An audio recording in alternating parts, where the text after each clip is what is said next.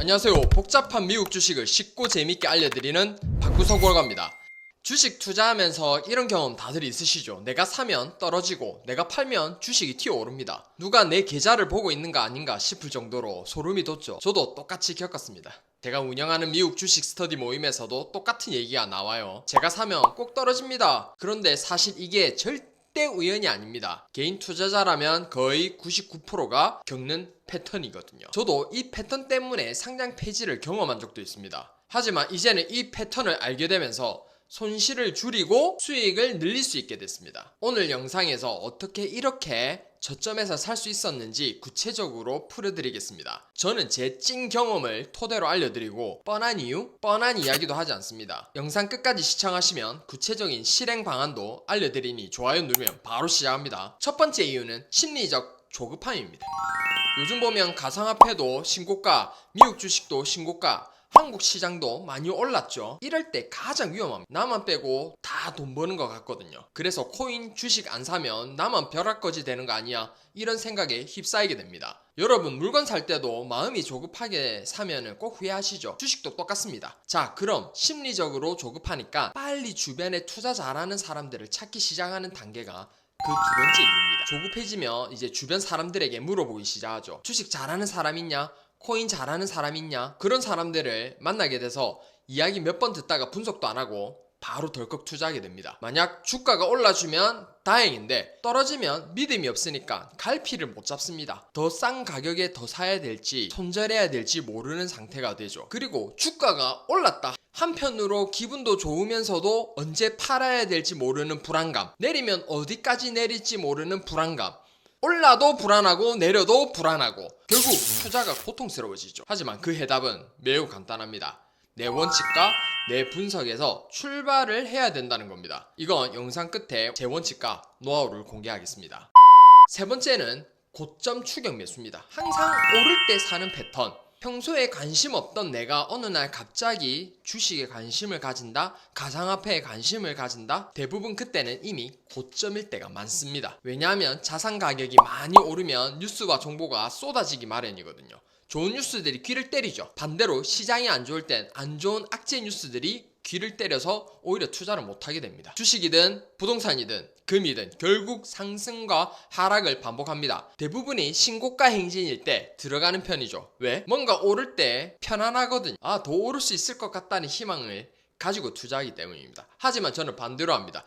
신고가 행진일 때 오히려 안 들어갑니다. 참죠. 그때 오히려 주식 공부를 더 합니다. 왜? 언젠간 하락 조정이 오니까. 세상에 조정 없이 무조건 오르는 자산은 없습니다. 만약에 그게 있다면 우리 모두 그것만 사면 돼요. 투자의 본질은 간단해요. 싸게 사서 비싸게 파는 것. 특히 은퇴 자산을 운용하시는 분이라면 단기 유행주보다는 배당주, ETF 같은 안정적인 주식을 시장 흔들릴 때 담는 게 훨씬 유리합니다. 미국 주식은 장기적으로 우상향을 해왔기 때문에 이런 전략이 통합니다. S&P 500 기준으로 차트를 보시면 중간중간 하락 조정은 있지만 끝까지 올라가고 있죠. 바로 그겁니다. 이제 제 노하우를 알려드리겠습니다. 이거는 제 매매 일지 중에 일부입니다. 여기 보시면은 항공주 ETF를 눌림을 줄 때마다 삽니다. 눌림을 줄 때 B는 buy, 샀죠? S는 sell, 판 겁니다. 눌림을 줄 때 사죠. 눌림을 줄 때 사죠. 눌림을 줄 때 사죠. 그리고 팔 때는 좀 올랐을 때 판다. 거의 이 시점이 제가 파는 시점에선 신고가였죠. 제가 매수를 할 때는 이 오른쪽이 없는 거죠. 어느 정도 많이 올랐다,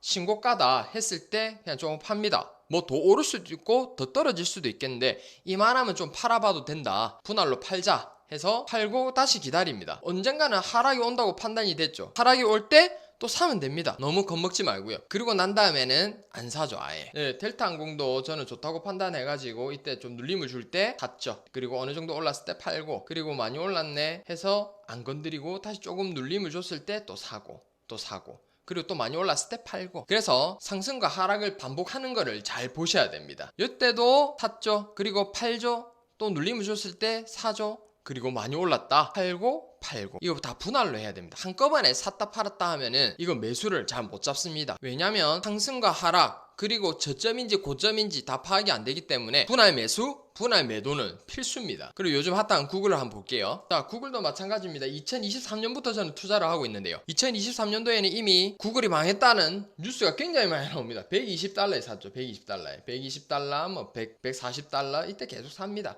그리고 또 많이 올랐네? 팔아봅니다. 그리고 조금 올랐네? 그럼 또 팔고.